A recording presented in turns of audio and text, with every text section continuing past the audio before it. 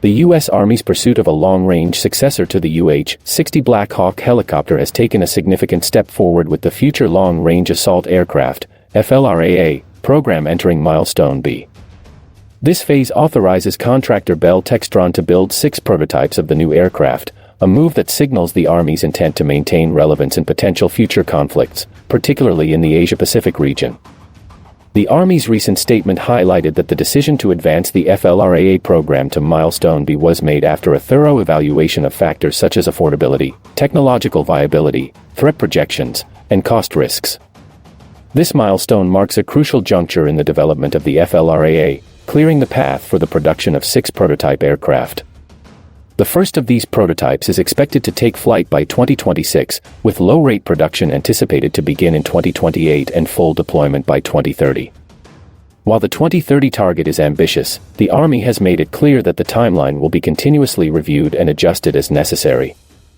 The FLRAA program is based on the Bell Textron V-280 Valor, a second-generation tiltrotor aircraft that has already demonstrated its capabilities during its 4-year test period from 2017 to 2021.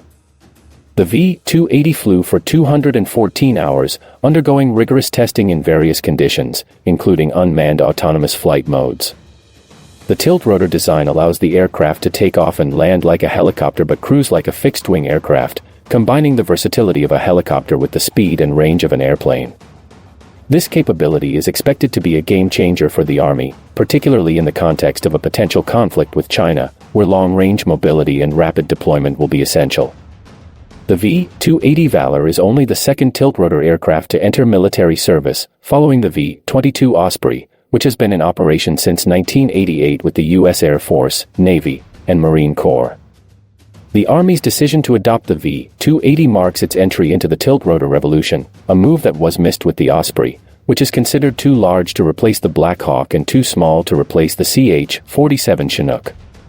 The FLRAA represents the Army's opportunity to start fresh with a new platform that has the potential to mature and evolve over several decades, much like its predecessor, the Black Hawk. The V-280 Valor can carry a crew of 4 and up to 14 passengers, 3 more than the Black Hawk. Its forward flight mode allows it to cruise at speeds of up to 322 miles per hour, significantly faster than the UH-60's cruise speed of 173 miles per hour. The FLRAA's objective combat radius is estimated to be between 230 and 345 miles, which compares favorably with the UH-60's combat radius of 139 miles. Additionally, the V-280's ferry range, the distance it can fly without troops or cargo, is an impressive 2,810 miles, a feature that could greatly enhance the Army's operational capabilities in the Asia-Pacific region. The introduction of the FLRAA is particularly timely given the Pentagon's strategic pivot towards the Asia-Pacific, a region where the Army's traditional land-based operations face significant challenges due to the vast expanses of ocean and limited landmass. The ability to deploy long-range aircraft like the FLRAA could significantly enhance the Army's relevance and operational flexibility in this theater. For example, a FLRAA-equipped unit could potentially fly from Fort Lewis, Washington, to Erickson Air Force Base in the Aleutian Islands, then to Camp Zama in Japan, and finally to the South China Sea all in just 3 flights. Such a capability would be impossible with the current UH-60 Black Hawk fleet.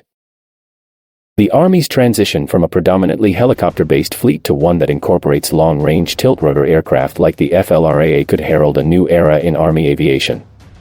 By bridging the gap between helicopters and fixed-wing aircraft, the FLRAA promises to restore the Army's ability to project power over long distances, a critical capability in any future conflict. As the Army looks to maintain its role in overseas engagements, conquering the challenge of distance will be paramount, and the FLRAA appears poised to meet that challenge head-on.